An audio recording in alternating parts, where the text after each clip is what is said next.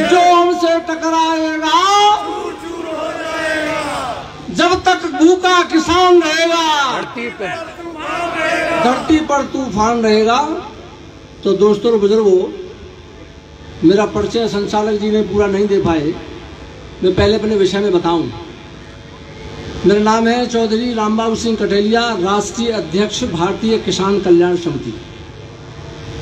2010 में एक टप्पल में आंदोलन हुआ था किसानों का, यमुना एक्सप्रेसवे पे मुआवजे की मांग को लेकर। शायद भारत में वह भी इसी स्तर का आंदोलन था। मांग क्या थी कि सरकार, उससे पहले मायावती की सरकार थी उत्तर प्रदेश में, देश में यहाँ दिल्ली में कांग्रेस सरकार थी। तो जमीन जो किसान की माँ है, किसान की दो ही माँ है, जो पेट से पैदा होता है वो माँ है, और जो धरती जिस पर पैदा करता है, अन्न पैदा करता है, देश को खिलाता है, अपने बच्चों को पालन करता है, वो माँ है।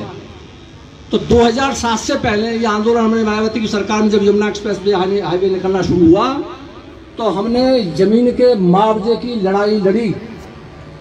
2007 से 2010 तक कम से कम 20 आंदोलन किए, 2007 से लेके और 2010 तक। अंतिम आंदोलन 2010 में था टप्पल आंदोलन, जिकरपुर आंदोलन, जो राष्ट्रीय स्तर नहीं अंतर्राष्ट्रीय स्तर का आंदोलन था, जैसा ये आंदोलन है। और 21 दिन हम ऐसे ही बैठे रहे। आप तो 50वां दिन है आज। 21वें दिन महाभारत हुआ टप्पल में, जो आपने टीवी पे देखा होगा, अखबारों में पढ़ा होगा। 3 किसान मरे। आंदोलन जैसे अब चल रहा है, अब इसका नेतृत्व टिकैत जी कर रहे हैं और सारे किसान संगठन कर रहे हैं। तो वहां हम नेतृत्व कर रहे थे टप्पल में। जिकरपुर गांव में यमुना एक्सप्रेसवे के नीचे ये बन चुकी थी, और मांग थी हमारी कि किसानों की जमीन, 6 गांवों की जमीन, एक हाईटेक सिटी बनना था, उसमें मायावती सरकार ने जबरदस्ती जमीन का अधिग्रहण कर लिया था, बहुत थोड़े दामों में। लड़ाई थी कि पूरा मुआवजा दें। पूरा मुआवजा कितना दें? हर सरकार बेईमानी करती है किसानों के खिलाफ। मायावती बहन जी की सरकार थी, वो नोएडा की रहने वाली हैं। उन्होंने 840 रुपया प्रति 840 रुपया वर्ग मीटर 840 रुपया वर्ग मीटर मुआवजा दे रही थी नोएडा के लोगों को, नोएडा के किसानों को। नोएडा कहां से कहां तक है? यहां से लेके जेवर तक। और ये सड़क यमुना एक्सप्रेसवे कहां तक है? यमुना एक्सप्रेसवे दिल्ली से आगरा तक है। इसमें 5 जिलों की जमीन गई है। और हमारे अलीगढ़ में मुआवजा था 390 रुपया वर्ग मीटर, और मथुरा में था 350 रुपया वर्ग मीटर। अलीगढ़ में हाथरस में था 350 रुपया वर्ग मीटर। आगरा में था 400 रुपया वर्ग मीटर। हमारी मांग ये थी कि या तो 840 रुपया वर्ग मीटर का मुआवजा हमको भी दिया जा सब किसान जो 4 जिलों के हैं, या फिर 840 से हमारे बराबर उनको कर दिया जाए। तो वाजिब मांग थी ना। लेकिन आप सोचो और बताओ, बहुत किसान लोग बैठे हैं। 2010 से पहले जब तक ये कानून पास नहीं हुआ था, देश में कितने हाईवे बने हैं, कितनी सड़कें बनी हैं, रेल की पटरियां निकली हैं, सरकार ने हॉस्पिटलों के लिए जमीन ली, जितना भी विकास किया सबके लिए जमीन। किसी को कहीं मुआवजा 2 रुपया मिला किसी किसान को? पूरे देश के और पूरे प्रदेश के किसान बैठे हैं। बताए कोई किसान हाथ उठा के? 2 रुपए का मुआवजा किसी किसान को 2007 से पहले, 2010 से पहले मिला हो तो बताओ कैसी लड़ाई थी? आप जो मांग कर रहे हैं किसान भाई, और वो कानून किसका बनाया हुआ था? 1894 में अंग्रेजों ने वो कानून बनाया था, जब अंग्रेजों का शासन था। किसी ने वो लड़ाई नहीं लड़ी। हम बोले में चौधरी साहब ने लड़ाई लड़ी किसानों के लिए, सर छोटू राम ने लड़ी, हमारे बाबा टिकैत लड़ते रहे किसानों की लड़ाई। लेकिन ये सब लोग भूल गए कि जमीन की भी लड़ाई लड़नी चाहिए। जमीनें किसान मुफ्त में ले रही, ये भावने आपकी जैसे आप लड़ रहे हो। आप MSP बढ़ाओ, जब जमीन मुफ्त में जाएगी, जमीनें मुफ्त में कोई सरकार ले ले, और जमीन पे जो पैदा हो वो तो बात की चीज रहेगी भाई। तो ये लड़ाई हमने लड़ी, और 21 दिन 20 आंदोलन किए 2007 से पहले मायावती सरकार के खिलाफ, और दाम बढ़ाए, और इतने दाम बढ़े 4 अरब रुपया किसानों को बढ़वाया उस आंदोलन से।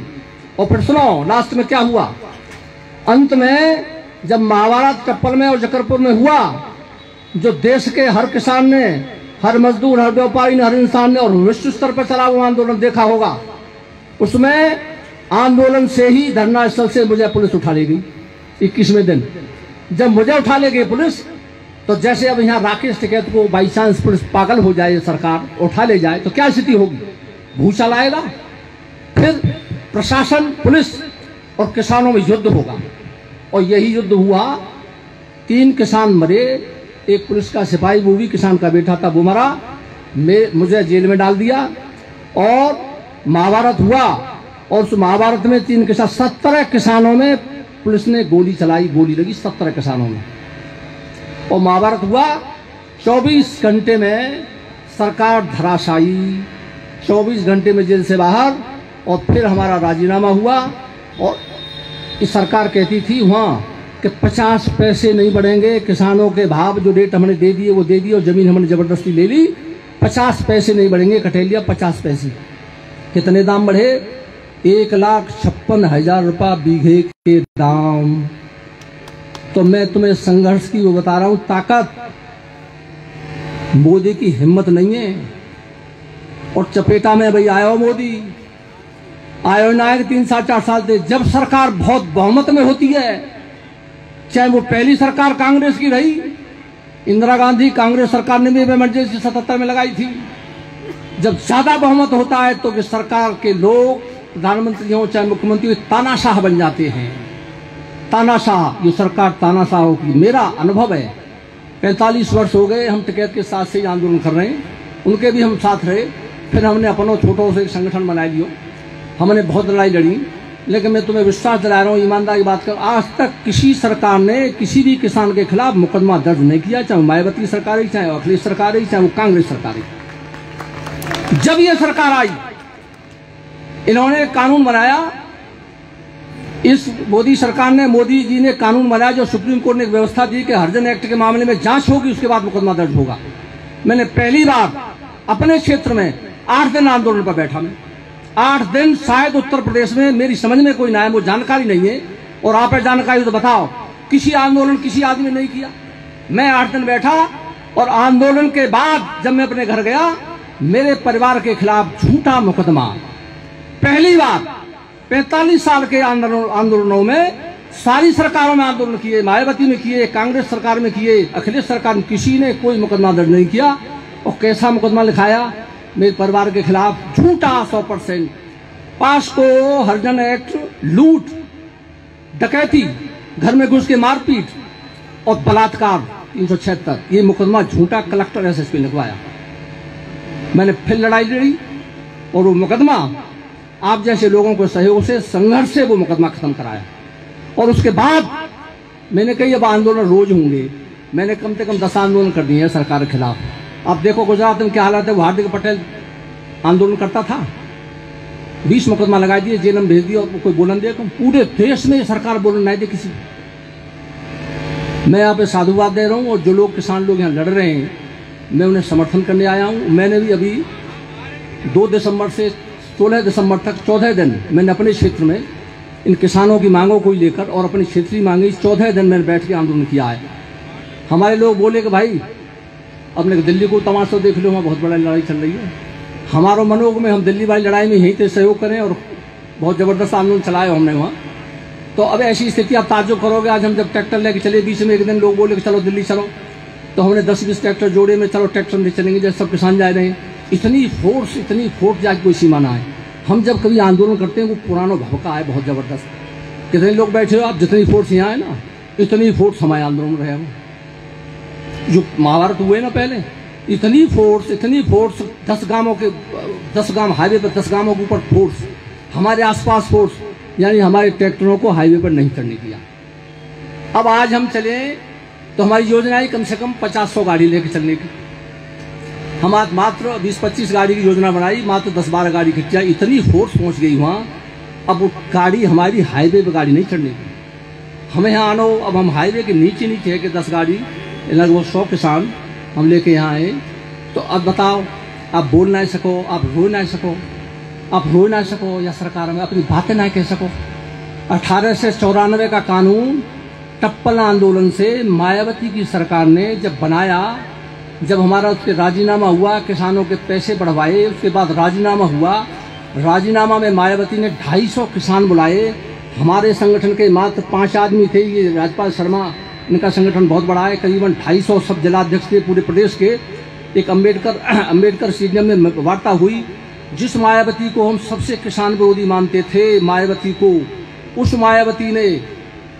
मायावती ने जिसको हम किसानों से कोई लेना देना नहीं मानते, तो उस मायावती सरकार ने ये भू अधिग्रहण अध्यादेश जो 2013 में पास हुआ, जो विश्व में नहीं ऐसा कानून, मायावती ने बुलाया और 250 किसान बुलाए और हम वीआईपी या एमएलए और मिनिस्टर रुकते हैं, 250 किसान वहां रोके गए और उस पर वार्ता हुई और फिर हमें पूछ के वो सारे लोग बैठाए गए स्टेडियम में, 250 किसान सामने, पूरा सचिवालय था, मायावती खड़ी थी। मायावती ने पढ़ के वो सुनाया कानून जो पास किया है, भू अधिग्रहण अध्यादेश, और फिर पूछा हमसे सबसे कि अच्छा है कि खराब है, इसमें कोई संशोधन की बात हो, कहीं कमी हो तो बताओ भाई, ये तरीका होता है। तो उसमें कोई गुंजाइश ही नहीं थी नानुकुल करने की। और वो आप देख रहे हो कैसो कानून है भू अधिग्रहण अध्यादेश। फिर मायावती ने वो केंद्र की सरकार बनाती है, फिर वो दिल्ली भेजा, कांग्रेस सरकार थी। फिर कांग्रेस सरकार ने हमको बुलाया, सब किसानों को जितने वहां थे, ये टिकैत भी थे, हम भी थे और सारे लोग थे। फिर उन्होंने पूछा कि भाई मायावती सरकार ने जो बना के भेजा है, जो कानून जो बिल बना के भेजा है भू अधिग्रहण अध्यादेश, इसमें कोई कमी हो तो बताओ। उसमें कोई कमी है ही नहीं। जमीन जो किसान अपनी सर्किल रेट के हिसाब से बेचते खरीदते हैं, उसका अब कानून के विषय में सारे सब लोग जानते होंगे, मैं बता रहा हूं। जो कानून बना, 4 गुना किसान की जमीन को कोई भी पूंजीपति चाहे सरकार जहां भी लेगी, 4 गुने दाम देगी। शहरी क्षेत्र में सर्किल रेट ज्यादा होते हैं, शहरी और नगरपालिका जो कस्बे होते हैं उसमें सर्किल रेट ज्यादा हो, वह दूना। अब बताओ ये कहूँ कानून तो मैंने सुना पूरे विश्व कैसे बात